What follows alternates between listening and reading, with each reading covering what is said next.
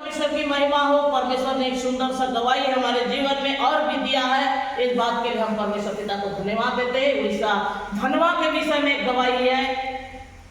यहाँ पर एक परिवार आए और बताने लग गए कि हमारा बेटा जो है 4 महीना से गुम हो गया है। अब वो कहाँ है पता नहीं, इस बातों को हम नहीं जानते हैं।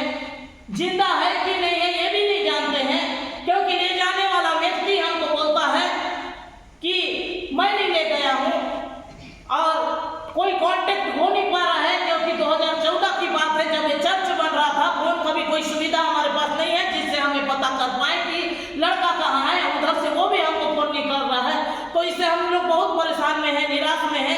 हमारा बेटा कहाँ है, इधर उधर बहुत हम चिंता करके इसको उसको पूछ रहे हैं, लेकिन कुछ भी जवाब नहीं मिल रहा है। कोई तो बोलते हैं कि वो ट्रेन के नीचे आ गया, कट के खत्म हो गया, कई तो बोलते हमारे साथ में नहीं आया।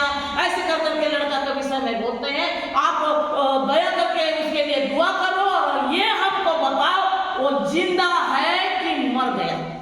अगर जिंदा है तो वो कब आएगा, और मर गया तो वो बता दो, हम उसका क्रियाक्रम भी कर देंगे।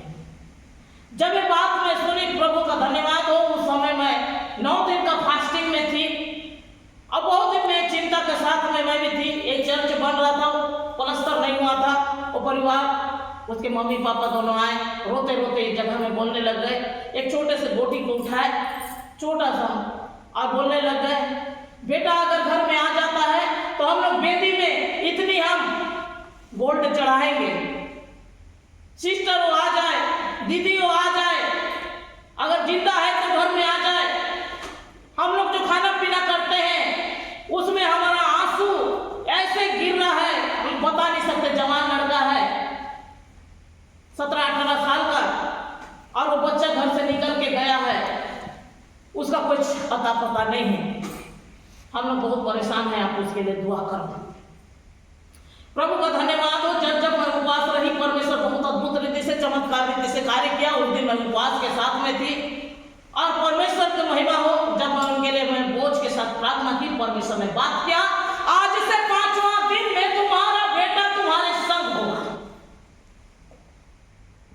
मैं मन में ही सोच रही हूँ, प्रभु मेरे मुख से आप क्या बोला रहे हो, कैसे संभव है? जो 4 महीना से उसको कुछ अता पता नहीं है, कुछ उसके विषय में कोई नहीं जान रहा है। वो ले जाने वाला बोलता है कट के मर गया, हम नहीं जानते, और आप बोल रहे हैं आज से 5वां दिन में आप तुम्हारा बेटा तुम्हारे संग होगा।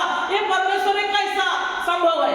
क्योंकि भविष्यवाणी करने वाला भविष्यवक्ता खुद भी नहीं जानता। हालेलुया।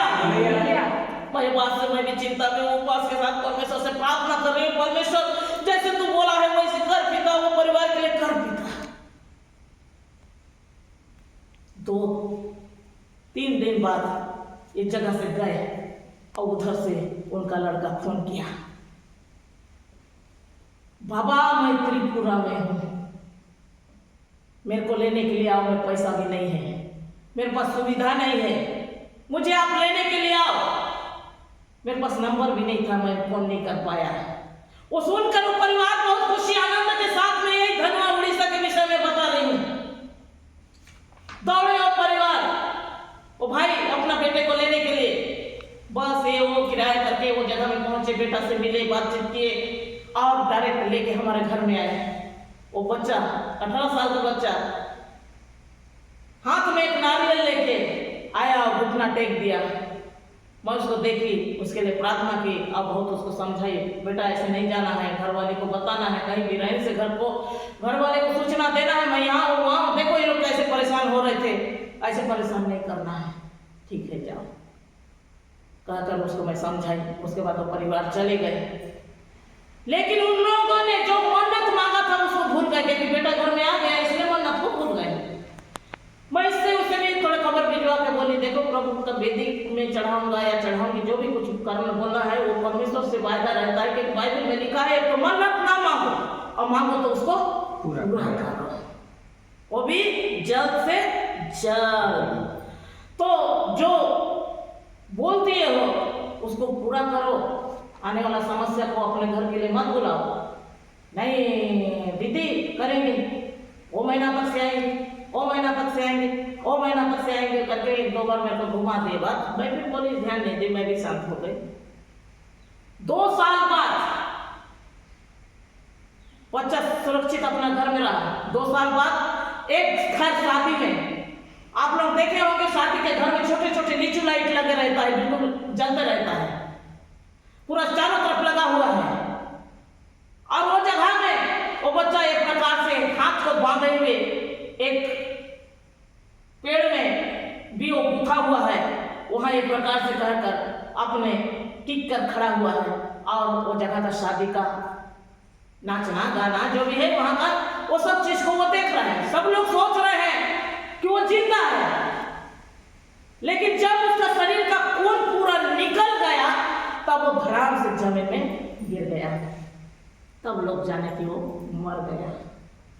मैं उसको सुनी और बहुत निराश के साथ परमेश्वर से प्रार्थना की, हे प्रभु, कम से कम बाहर रहता, जिंदा तो रहता, ये लोग उसको संभाल भी नहीं सके। कहकर मैं निराश सके। परमेश्वर छोटे से गवाही द्वारा आप सबको बहुत आशीष दे। आमीन।